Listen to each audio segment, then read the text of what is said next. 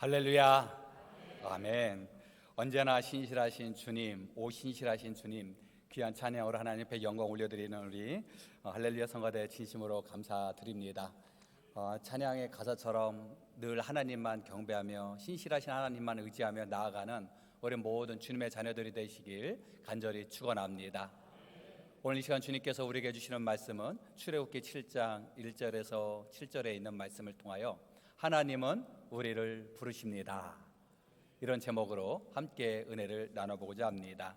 하나님은 우리를, 더 나아가 하나님은 나를 부르셨습니다. 하나님은 자기 자신을 향하여 이야기하시는 것입니다. 나를 부르셨습니다. 하나님이 나를 부르셨기에 하나님의 말씀 의지하며 늘 승리하며 나가시길 간절히 축원합니다. 오늘 하나님이 누구를 부르셨는지 오늘 말씀의 본문을 보니 모세를 부르셨어요. 이 모세는 이스라엘 백성들을 저 애굽에서 이끌고 적과 꿀이 흐르는 가나안 땅으로 향했던 민족의 지도자 아니겠습니까? 그러나 모세가 태어났었을 당시에는 삶이 그렇게 넉넉하지 못했던 당시에 애굽에서 노예 생활했던 이스라엘 백성들의 모습을 보게 됩니다. 당시에 이스라엘 백성들이 요셉을 통해서 그곳에 정착할 때는 그곳에서 승승장구를 하며 지내지 않았겠습니까? 그러나 요셉, 국무총리였던 요셉을 알지 못하는 왕이 등장함을 통해서 이스라엘 백성들이 노예로 전락을 하게 됩니다. 이스라엘 백성들이 얼마나 흥왕하고 얼마나 지혜롭고 얼마나 또 단결이 좋았는지, 그러나 그 단결되고 지혜로운 모습을 보고 애굽 왕이 바라봤을 때는 그렇게 마음이 편하진 않았던 것 같아요. 왜냐하면 저 이스라엘 백성들이 반기를 들어 쿠데타를 일으키면 어떡할까? 그래서 이스라엘 백성들을 다 노예로 전락시키지 않았겠습니까? 그럼에도 불구하고 이스라엘이 점점점 흥왕해지니 남자이면 죽이고 여자이면 살려내라 라고 하지 않겠습니까? 이때 당시에 태어났던 이가 바로 모세 아니겠어요? 모세가 태어났는데 얼마나 이뻤는지. 그런데 안 달렸으면 살았을 텐데 뭐가 달려 있어서 그래서 죽을 위기에 있지 않았겠습니까? 그러나 차마 이 아들을 죽일 수 없어서 석 달 동안 그 어미는 이 아이를 숨겨서 키우게 됩니다. 그러나 3개월이 지난 후에는 도저히 이제는 숨길 수 없어서 그래서 갈대 상자를 만들어 역청과 나무 진을 칠해서 나일강과 갈대 사이에 이 아이를 그 상자에 담아 놓게 되지 않겠어요? 아이의 우는 소리를 듣고 목욕을 하였던 이 바로 왕의 딸이 이 어린 아이를 발견하게 되고 자신의 양자로 삼게 됩니다. 바로 이 아이가 우리가 잘 알고 있는 모세 아니겠습니까? 이게 모세란 이름의 뜻이 내가 그를 물에서 건져냈다 라는 뜻을 가지고 있습니다. 모세는 40년 동안 궁궐 안에서 왕자의 신분으로 살았고, 그리고 40세가 되었을 때 애굽 병사를 죽임을 통해서 그는 미디안 광야로 도망가지 않으면 안 되는 상황이었어요. 그래서 40년은 왕자의 신분으로, 40년은 미디안 광야에서 생활하다가 그의 나이 80세가 되었을 때 하나님께서 그를 불러주셨어요. 시내산 호렙산에서 그를 불러주셔서 내가 너를 지명하여 불렀으니 너는 저 애굽으로 가서 이스라엘 백성들을 구해라 라고 하는 명령을 내리게 됩니다. 이 말씀에 처음부터 순종했던 모세는 아니었지 않았겠습니까? 우리는 모세를 떠오르면 하나님께서 세워주신 종, 이스라엘의 지도자, 그래서 늘 하나님의 말씀을 의지하며 홍해바다를 건널 때는 지팡이를 높이 들어서, 그리고 하나님의 말씀을 의지하며 나가며 하나님께서 만나와 메추라기를 통하여 공급해 주신 놀라운 은혜를 누리는데 바로 앞에 서 있던 지도자 모세를 떠오르지만, 그러나 처음 하나님의 부르심을 받았을 때 모세는 처음부터 제가 여기 있나이다 순종하지 못했던 모습을 보게 됩니다. 그는 이렇게 고백하지 않겠습니까? 나는 본래 말을 못합니다. 내 혀가 뻣뻣해서 말을 못합니다 하며 부정적인 이야기를 합니다. 이때 하나님께서 그에게 이야기를 하시죠. 오늘 함께 화면을 보면서 읽어보시겠습니다. 시작. 누가 사람의 입을 지었느냐? 누가 말 못하는 자나 못 듣는 자나 눈 밝은 자나 맹인이 되게 하였느냐? 나 여호와가 아니냐? 이제 가라. 내가 내 입과 함께 있어서 할 말을 가르치리라. 아멘. 누가 사람의 입을 지었느냐? 말 못하는 자, 못 듣는 자, 눈 밝은 자, 맹인을 누가 만들었느냐? 누가 세웠느냐? 바로 나 아니냐라고 하는 것이에요. 이제 가라. 내가 내 입과 함께 있어 무슨 말을 해야 될지 내가 가르쳐 주마 라고 말씀하십니다. 이렇게 말씀하시면 예 알겠습니다 하며 순종하면 좋으련만, 그러나 우리가 오늘 함께 말씀 읽었던 11절 말씀 이어지는 12절 말씀 이어지는 13절 말씀에는 모세가 이렇게 이야기를 하죠. 오 주여 보낼 만한 자를 보내주소서 라고 이야기합니다. 이와 같이 그는 나는 혀를 원활하게 구사하지 못하고 나는 입이 뻣뻣하고 나는 이렇게 말을 잘못합니다. 보낼 만한 자를 보내주세요 하며 그는 부정적인 이야기로 하나님 앞에 나아가지 않겠습니까? 왜 처음부터 이렇게 순종하지 못하는 이 모세의 모습을 볼까요? 이 모세의 모습은 비단 모세의 모습뿐만 아니라 우리들의 모습에서도 나타나지 않겠습니까? 하나님의 말씀에 순종하여 아멘 하며 나아가기에 앞서서 나는 지금 상황이 이렇습니다. 나는 이렇게 배우지 못했어요. 나는 이렇게 연약합니다 하며 내 자신을 바라보며 고개를 절레절레 흔들지 않지 않겠습니까? 하나님께서 이 모세에게 명령하셨던 것은 명확하고 확고했어요. 그 명령은 출애굽기 3장 10절에 있는 말씀이에요. 함께 읽어보시겠습니다. 이제 내가 너를 바로에게 보내어 너에게 내 백성 이스라엘 자손을 애굽에서 인도하여 내게 하리라. 아멘. 하나님께서 모세를 통해서 하신 명령, 하나님께서 모세에게 하신 말씀은 한 가지였어요. 너는 가라. 내 백성들을 구해내라. 너는 애굽으로 가서 인도해내라 라고 하는 것이 하나님의 명확한 명령이었습니다. 이때 모세는 또 부정적인 이야기하며 하나님 앞에 이야기하지 않겠어요? 그 말씀이 3장 11절 말씀이에요.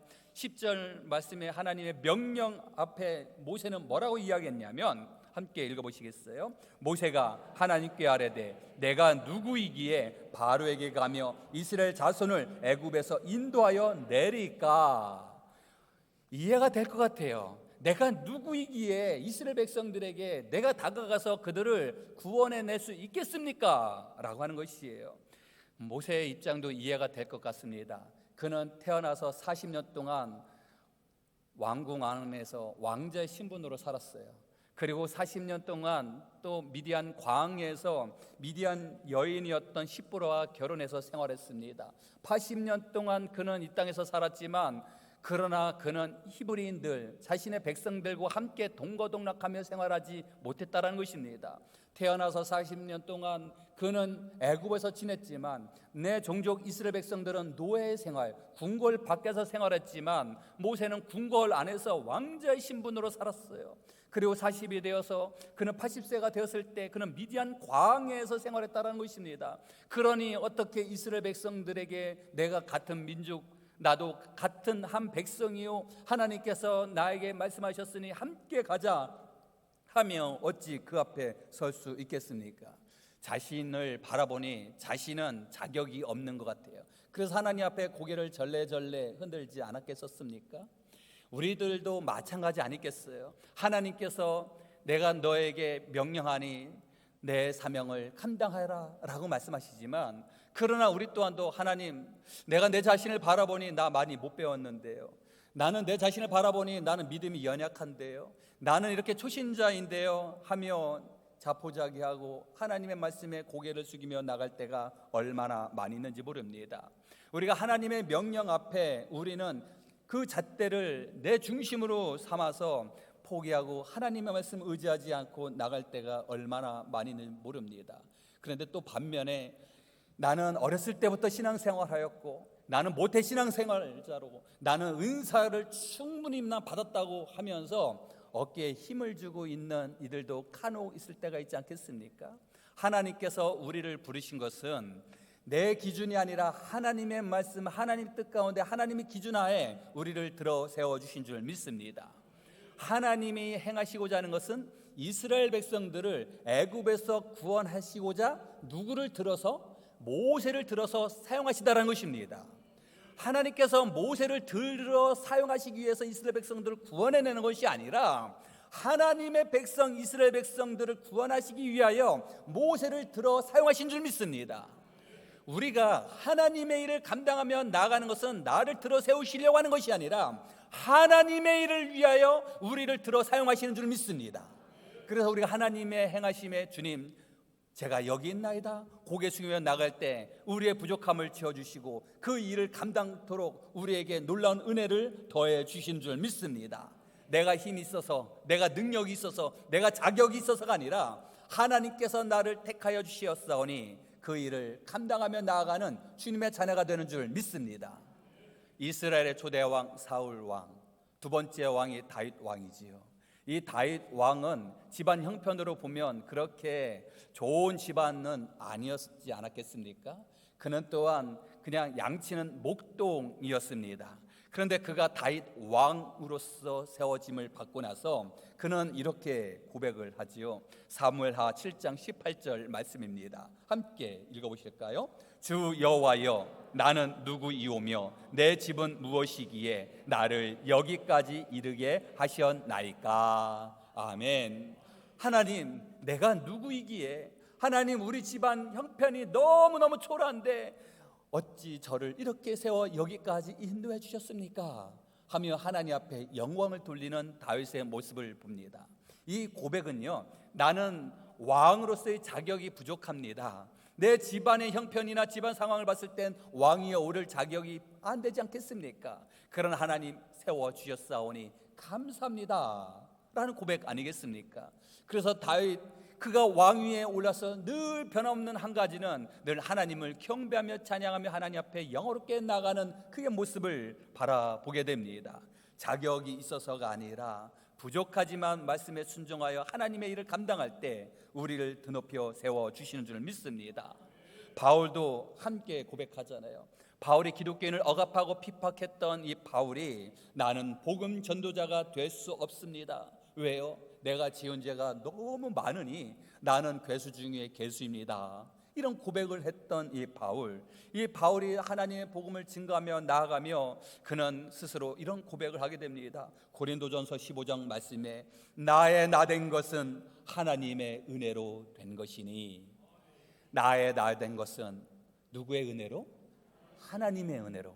우리가 지금 이렇게 서 있는 것, 이렇게 하나님의 품 안에서 기쁨을 고백하는 것, 하나님의 은혜인 줄 믿습니다.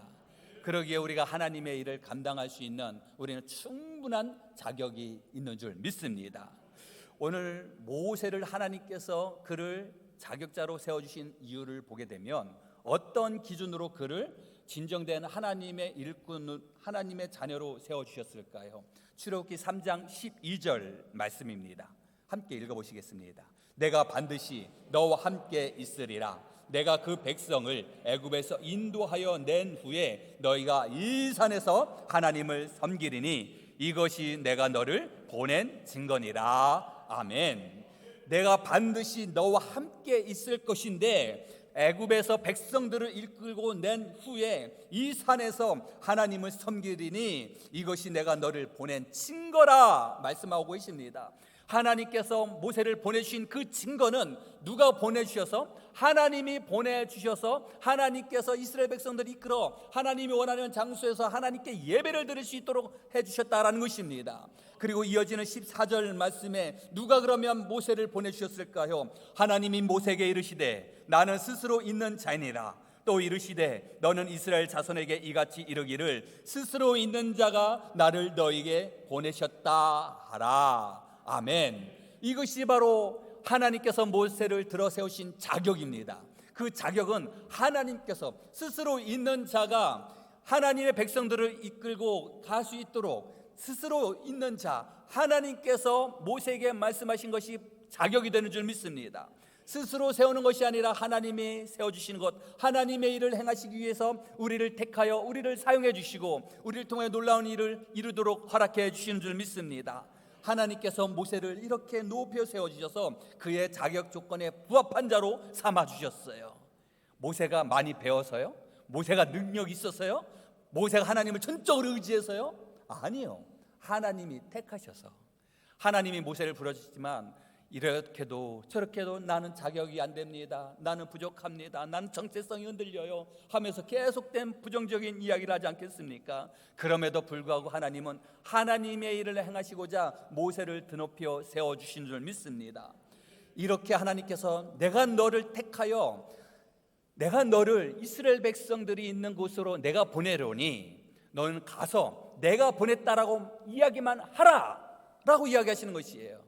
이쯤 되면 모세가 예 하나님 순종하겠나이다 이렇게 이야기하면 얼마나 은혜스러워요. 그런데 이렇게 이야기했음에도 불구하고 출애굽기 4장 1절 말씀에 보면 그는 이렇게 고백합니다. 그러나 그들이 나를 믿지 아니하며 내 말을 듣지 아니하고 여호와께서 내게 나타나지 아니하셨다 이렇게 이야기할 것입니다. 내가 이스라엘 백성들에 가서 그들에게 이야기한들 그들은 내 이야기를 듣지 않을 겁니다.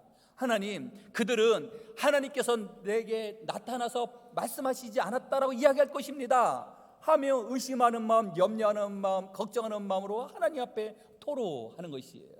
우리가 하나님의 일을 감당하며 나가려고 하는데 하나님 제가 자격이 있는가요? 내가 이 일을 하면 괜찮을까요? 하나님 내가 정말 이 일을 감당할 수 있을까요? 우리가 늘 기쁜 마음으로 나가는 것이 아니라 염려하는 마음, 걱정하는 마음이 얼마나 많이 있을지. 그런데 하나님은 그 마음을 헤아려 주셔서 그에게 두 가지의 표징을 보여주십니다. 첫 번째 표징은 모세가 손에 들고 있는 지팡이를 던졌더니 뭐가 됐으냐? 뱀이 되지요. 땅꾼들은 보면 할렐루야 하겠습니다. 지팡이를 던졌더니 뱀이 되는 것이에요. 그런데 하나님께서 그것을 보시고 다시 잡아라 라고 하시는 것이에요. 그런데 출애굽기 4장 4절 말씀에 보면 하나님께서 모세에게 뱀의 어디를 잡으라고 하냐면 뱀의 꼬리를 잡아라 라고 이야기하시는 거예요. 혹시 옛날에 뱀 잡아보신 분 계시는가요? 저는 어렸을 때 늘 공부만 하고 모범생으로 지냈지만 어렸을 때 제가 뱀도 좀 잡아봤습니다. 근데 뱀을 잡을 때는요 공식이 있어요. 먼저 못 움직이도 목을 가만히 두고 목을 잡아야 됩니다. 목을. 끄덕거리시는 분들은 다 이해되시죠? 상상하셔도 될 거예요. 뱀을 잡을 때 몸통 잡고 꼬리를 잡으면요 뱀이요 이렇게 팔을 꼬이거나 공격을 해오게 됩니다. 그래서 꽃뱀이든 살모사든 독이 있든 뱀을 잡을 때는요 먼저 목을 딱 잡으면 그러면은 꼼짝 못하는 것이에요. 그런데 머리를 잡으라 하면은 물론 지금 잡으라면 지금 못 잡을 것 같아요. 그런데 머리를 잡으라 아니라 출애굽기 4장 4절 말씀에 제가 큐티하다가 깜짝 놀랐던 그 장면이 있어요. 꼬리를 잡으라? 꼬리를 딱 잡으면요 이 꼬리를 잡으면 나한테 공격하는데 어떻게 꼬리를 잡아요? 이것이 바로 믿음인 줄 믿습니다. 내 생각엔 도저히 내 경험으로는 도저히 이것은 이룰 수 없고 해서는 안 되는 것이라 여겨지지만 하나님의 말씀에 순종하며 나갈 땐 하나님께서 분명한 이유가 있고 그 일을 통해서 더 큰 일을 이루어지시는 줄 믿습니다. 이렇게 꼬리를 잡았더니 다시 뱀이 되잖아요. 첫 번째 표징을 보여주셨어요. 두 번째 표징은 손을 가슴에 품고 뺐더니 손이 문둥병이 되게 됩니다. 당시에 문둥병이 되었다라는 것은 그 공동체에서 벗어나서 함께 지내지 못하고 돌에 맞아 죽어도 어디 가서 항변할 수 없는 자 아니겠습니까? 손이 문둥병이 걸렸어요. 다시 놓고 빼니까 손이 회복되었어요. 이 두 가지의 표징을 보여주면서 이제 가라. 이 두 가지의 표징만 보면 하나님은 살아계심을 또 믿고 고백하지 않겠습니까?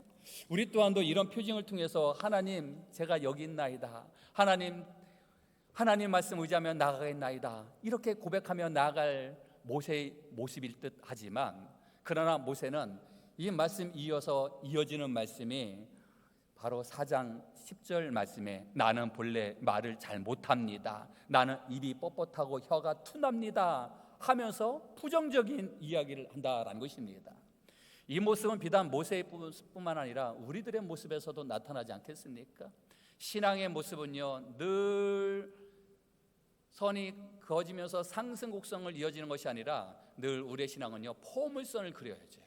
신앙이 좋을 때도 있지만 신앙이 낙담되고 낮아져서 신앙을 잃어버릴 때도 있고 그건 늘 우리의 신앙은 포물선이에요. 그래서 은혜 충만 성령 충만하지만 그 은혜 충만 성령 충만함이 온데간데 없이 내 마음에 의심하는 마음, 염려하는 마음, 갈등이 있을 때가 얼마나 많이 있는지. 그래서 우리는 내 신앙을 자신이 가지면 안 된다는 것이에요. 나는 하나님의 붙들림 받은 하나님의 자녀요 하나님의 백성이지만 그러나 나 또한도 흔들리고 연약한 존재가 될 수 있음을 우리가 인정을 해야 된다는 것입니다. 왜냐하면 이 세상은 완전하지 못해요. 이 세상은 불완전한 이 세상 속에 우리를 넘어뜨리려고 하는 수많은 악한 요인들이 얼마나 많이 있는지, 악한 영은 우리를 흔들어서 하나님의 나라에 임하기를 원하지 않기 때문에 우리의 믿음이 연약해지고 쓰러지기를 늘 바라보며 우리를 공격한다는 사실입니다. 그래서 우리에게 두려워하는 마음, 염려하는 마음, 의심하는 마음, 걱정하는 마음, 신앙 잃어버리는 마음이 있을 때 말씀으로 이기고 십자가를 향하여 나아가는 주님의 자녀가 되시길 간절히 축원합니다. 모세는 두 가지의 표징을 보여줬지만 그런 내 자신을 바라보니 나는 아직도 내 자신의 모습에 나는 혀가 둔합니다. 나는 이렇게 말을 잘못하지 않겠습니까? 하며 부정적인 이야기를 하지 않겠습니까? 하나님의 일을 감당할 때 더 놀라운 일을 감당할 수 있고 놀라운 은혜를 누릴 수 있지만, 그러나 이 세상을 바라보며 세상에서의 시각을 통해서 내 신앙을 제한하고 하나님의 능력을 제한한다면 우리가 손해를 받지 않겠습니까? 하나님 이루어질 줄 믿습니다. 하나님 이루어 주시옵소서. 그러나 내 뜻대로 마옵시고 아버지 뜻대로 이루어 주시옵소서. 늘 기도하며 나가시기를 간절히 소망합니다. 벼룩 이야기가 있죠. 이 벼룩이요, 자신보다도 한 50배에서 100배 이상 뛴다는 것이에요. 이 벼룩이 얼마나 점프를 잘하는지. 그런데 이 벼룩에다가 뚜껑 있는 컵을, 유리컵을 딱 가뒀더니 자신보다 50배, 100배를 뛸 수 있는 이 벼룩이 그 컵 안에서만 점프를 한다는 것이잖아요. 근데 시간이 지나면 지날수록 늘 그 안에서만 점프를 하게 되는데, 나중에 시간이 지나서 이 유리컵의 뚜껑을 딱 열었더니 이때 벼룩이 이제는 뚜껑이 열렸네, 이제 옛날처럼 50배, 100배를 뛰어야지가 아니라 뚜껑을 열었음에도 불구하고 이 벼룩은 늘 그 안에 있었던 것처럼 그 컵 안에서의 점프만 한다라는 것입니다. 우리는 더 무한한 가능성이 있지만 내가 이래서 안 되지, 내가 저래서 안 되지, 내가 이렇게 부족하지, 우리의 활동 영역은 좁아지고 더 놀라운 은혜를 누리는 하나님의 은혜를 경험하지 못하는 하나님의 자녀가 될 수가 있다라는 사실. 그래서 주님, 내 안에 성령 충만케 하여 주셔서 지경을 넓혀주시고 하나님의 놀라운 일을 감당하는 주님의 자녀가 되게 해달라고 늘 기도하며 나아가시는 우리 모든 주님의 자녀가 되시기를 간절히 축원합니다. 지경을 넓혀 놀라운 일을 행하는 것, 이것은 하나님께서 나를 통하여 드높여 주시고 하나님의 나라에 임하는 하나님의 자녀가 되지만, 그러나 주님, 나를 통하여 누군가가 도전받고 함께 은혜를 누린다면, 그리스도의 향기가 흘러넘쳐 그들이 변화된다면 얼마나 감사합니까? 주님, 저를 견고히 서줘서 더 놀라운 일을 감당하는 주님의 자녀가 되게 해달라고 기도하며 승리하시기를 간절히 축원합니다.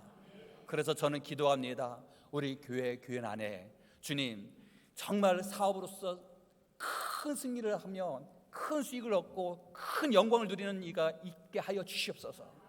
주님, 이 나라 일을 하는 아버지와 하나님을 두려워하며 백성을 사랑하는 마음으로 정치를 잘하는 교인이 우리 교회 안에도 있게 하여 주시옵소서. 하나님, 이 땅에서 놀라운 하나님의 은혜 가운데 놀라운 하나님의 쓰임받고 사람들에게도 인정받고 사랑받는 이가 우리 교회에 차고 넘치게 하여 주시고 우리의 자녀들의 앞길을 환히 밝혀 주시옵소서. 그래서 주님, 자신을 드높이고 가정만 드높이는 것이 아니라 하나님을 영광을 드높이고 우리 교회를 드높여서 하나님의 귀한 사명 감당하며 나가는 이들이 차고 넘치게 하여 주시옵소서. 이렇게 우리의 후손들을 위하여, 우리 온 성도를 위하여 함께 기도하는 우리 주님의 자녀가 되시길 간절히 축원합니다. 물론 낮아서 그곳에서 기도하며 헌신하는 일로 수많은 이들의 감동을 주는 경우도 많이 있지만, 그러나 내가 서 있는 그 자리에서 선한 영향력을 행하는 것이 얼마나 큰지. 제가 군대에서 군종병으로 있었을 때가 있었어요. 그런데 제가 연대급 부대 안에서 연대장님이 교인이었습니다. 연대장님이 교인이었는데 연대장님이 한번 교회에 와서 예배를 드리면 그 밑에 참모총장도 참모들을 다 오시더라고요. 그리고 교회에 와서 새벽에 기도를 하시는데 그랬더니 주일날 종교 행사를 하는데 가지 말라고 하는 것 못하더라고요. 무슨 얘기인지 아시는가요? 연대 부대 안에 대장은 누구냐면 대통령이 누구냐면 연대장입니다.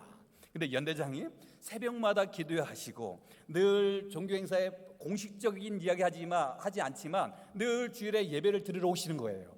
그러면은 그 밑에 있는 참모진과 함께 있는 사람들이 우리 연대장은 교회를 다니시네. 그러면 이 교회에서 신앙생활을 하려고 하는 병사들이 있는데 교회 가지 마, 이런 얘기 할 수 있을까요? 못할까요? 아니, 그래 못하지요. 이 선한 영향력의 행함은 우리가 그 자리에서 말로 표현하지 않지만 놀라운 영향력을 끼치지 않겠습니까?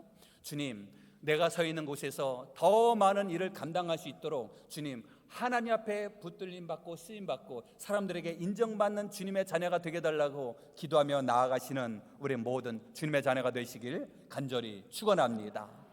이렇게 두 가지의 표징을 보여주시고 그리고 놀라운 하나님의 역사심을 체험하였지만 나는 아직도 부족합니다, 말을 못합니다, 이렇게 이야기했더니 하나님께서 그에게 붙여주시는 이가 있었어요. 그가 바로 모세의 형, 그의 형 아론을 붙여주지 않겠습니까? 우리는 부족하고 연약하지만 우리에게 주신 은사, 능력, 이것을 감당하려 하지만 그러나 우리는 언제나 부족하지만 하나님께서 우리에게 함께하는 동역자를 붙여주셔서 함께 귀한 일을 감당케 해 주실 줄 믿습니다. 우리는 연약하고 부족하지만 하나님께서 우리에게 은혜를 부어주시지만 그러나 함께하는 주님의 자녀를 통해서 함께 모여 힘써 주님의 일을 감당케 해주시는 줄 믿습니다. 그래서 우리는 못 이룰 것이 없는 주님의 자녀가 되는 줄 믿습니다. 이제 이렇게 모세가 하나님께서 두 표징을 보여주시고 또한 그의 형 아론을 붙여주시지 않겠습니까? 그리고 이제 이스라엘 백성들이 있는 저 가나안 땅으로 애굽으로 향하지요. 애굽으로 향해서 당시 애굽 왕을 만나게 됩니다. 이렇게 하나님께서 나를 보내주시고 내 백성들이 이끌고 가나안 땅으로 갈 것이니 허락해 주십시오 라고 바로 왕에게 이야기를 하였지만 이 바로 왕이 얼마나 냉담했을까요? 오히려 이스라엘 백성들에게 더 심한 노역을 감하게 하지 않겠습니까? 더 이스라엘 백성들에게 혹독하게 다루게 됩니다. 그러니 이스라엘 백성들이 얼마나 더 힘들어졌는지 모세에게 와서 따지게 됩니다. 그 말씀이 출애굽기 5장 21절 말씀에 보니 너희가 우리를 바로의 눈과 그의 신하의 눈에 미운 것이 되게 하고 그들의 손에 칼을 쥐어 우리를 죽이게 하는도다. 지금 바로의 손에 칼을 쥐어서 우리를 왜 죽이려 하느냐, 지금도 있는데 더 힘들게 하는구나 하면서 원망하고 있다는 것입니다. 이 이야기를 들었을 때 모세가 하나님 앞에 또 기도하지요. 모세가 여호와께 돌아와서 아뢰되 주여 어찌하여 이 백성이 학대를 당하게 하셨나이까, 어찌하여 나를 보내셨나이까 하며 하나님 앞에 통곡하며 기도합니다. 하나님, 내가 이 일을 감당할 수 있을까요? 나 못할 것 같은데요. 하나님, 내 일을 감당할 수 있을까요? 나 어려울 것 같은데요. 하나님께서 표징도 보여주시고 함께할 사람도 보내주셔서 큰 마음 결단하면서 저 애굽으로 갈 것만 이제는 오히려 그곳에서 열매를 맺어야 되는데 오히려 더 큰 시련이 있어서 내 백성들이 더 고통스럽게 지금 생활하는 것을 보니 모세가 지금 하나님 앞에 원망하는 것이에요. 왜 나를 보내주셨습니까? 왜 나를 이렇게 힘들게 합니까? 하며 지금 하나님 앞에 부르짖고 있다는 것입니다. 이 모습은 비단 모세의 모습뿐만 아니라 우리들의 모습 속에서도 나타나지 않겠습니까? 하나님, 내가 이 사업을 해야 될까요? 말아야 될까요? 하나님 앞에 간절히 기도하고 또 나름 확신을 받아서 하나님, 이 사업을 통해서 하나님 영광 돌리게 하여 주시고 아버지여, 이 사업을 통해서 주님 그리스도의 사랑이 드높이게 하여 주시옵소서. 기도하며 어렵게 결단하며 시작했으면 열매가 풍성해야 되는데 시작과 더불어서 어려움을 당하게 됐을 때 그 마음을 어떻게 헤아릴 수 있겠습니까? 하나님, 내가 이번 사과 농사, 복숭아 농사를 잘 져서 하나님 영광을 드러나게 하여 주시옵소서 하면서 봄에 희망찬 모습으로 준비하고 땀을 흘렸습니다. 여름에 또 수고했습니다. 그런데 가을에 풍성한 결실을 맺지 못했을 때 그 마음의 낙담, 좌절한 마음을 어찌 말로 표현할 수 있겠어요? 신앙생활, 이제 내가 하나님 말씀 더욱더 간절한 마음으로 하나님을 의지하며 하나님 말씀 따라 살며 거룩한 주일 성수하며 온전한 11조 생활을 하겠습니다 하면서 결단하며 시작했는데 덜컹 건강의 아픔이 다가왔대.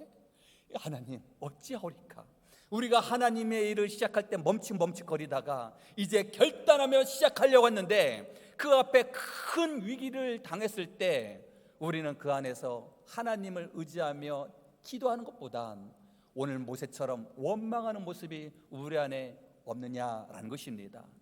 비단 우리가 교회 안에서뿐만 아니라 교회 밖에서도 우리가 하나님의 자녀의 모습으로 살아갈 때 우리에게 다가오는 어려움과 시련 속에 하나님이 그 안에서 원하시는 것은, 내가 원하는 것은 너를 들어서 사용하는 것이 목표가 아니라 내 일을 이해해서 내가 이 일을 행함을 통해서 나는 너를 들어 사용하시는 것이다. 여기 하나님의 관심이 있는 줄 믿습니다. 하나님께서 모든 과정, 지금 비록 힘들고 어렵지만 우리는 이스라엘의 역사를 통해서 잘 알고 있지 않겠습니까? 10가지의 재앙을 통해서 저 애굽에 큰 시련을 당하고 마지막 10번째 재앙, 이 10번째 재앙이 바로 장자의 첫 것을 잃게 되지 않겠어요? 그때 바로 왕이 가라, 다 가란 말이야 하면서 이스라엘 백성들이 애굽에서 떠나는 것을 허락하지 않았어요.